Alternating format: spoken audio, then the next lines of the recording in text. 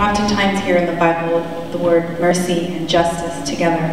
And so I'd like to know what the relationship is between mercy and justice, so similarities, differences. I guess both are really rooted in the character of God. That God is merciful and is also just and righteous God. I think I think we run across people who are really passionate about justice and making sure that that wrongdoers pay, and those who are responsible should take care of their responsibilities. But then I think we of course come to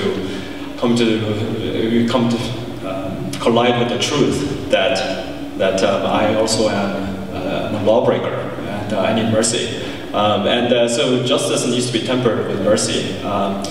But mercy at the same time, I think I also run across people who are very merciful, and they will go out of their way to serve people, but sometimes they don't have grounding in the justice of God. That God is a just God and a righteous God, and so sometimes we find that they become enablers and become people who help people in their own destructive behaviors and so on. So we do need one another,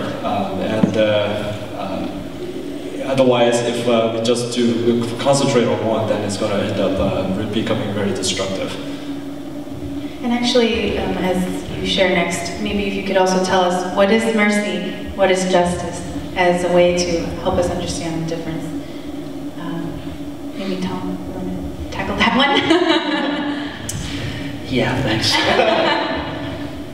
Well, one thing that occurs to me as we're thinking through this stuff is that the church has been kind of asleep in this area of justice for many years. I think we're living in an era right now where it is alive and active and fully part of what we're thinking about on a regular basis. But I've been a Christian since about 1980, and I've really watched the change, and I really think that it's almost kind of like a dispensational reality where it's in society, and there are people like the prophetic voice of Bono from U2 or something like that is more of a witness than the church at large. The unity we talked about before, us pulling together in a sense and standing up for things that are not right because the Bible mandates we do that. We stand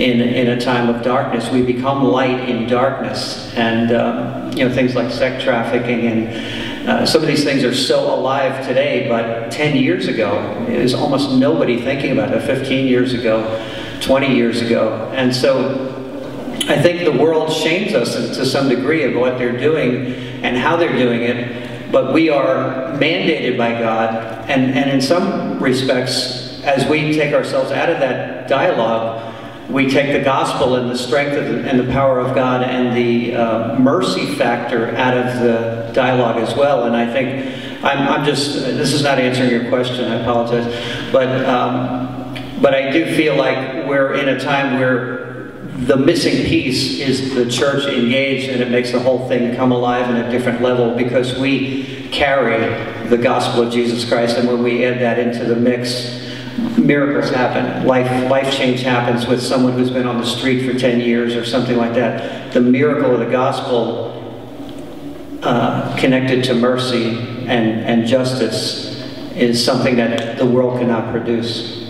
A situation that I could kind of frame it with is, what if you're in a soup kitchen and you're serving in a soup kitchen and it's a woman who, comes in, she gets soup and she's trying to get food for her family, but that provision isn't enough, so at night she has to sell her body to provide for her family. Or you're in Uganda and you go to do mercy ministry to this village, and you're rebuilding their home and things like that, but what if every week rebels come and they burn their huts? The mercy is the part where you're rebuilding and you're offering these things and acts of kindness and things like that, but their hut is being slashed and burned every week. And so that's where justice needs to come in, where people are powerless to act on their own. and God is calling Christians to be ambassadors of justice. And so in my mind, that's kind of how I differentiate the two.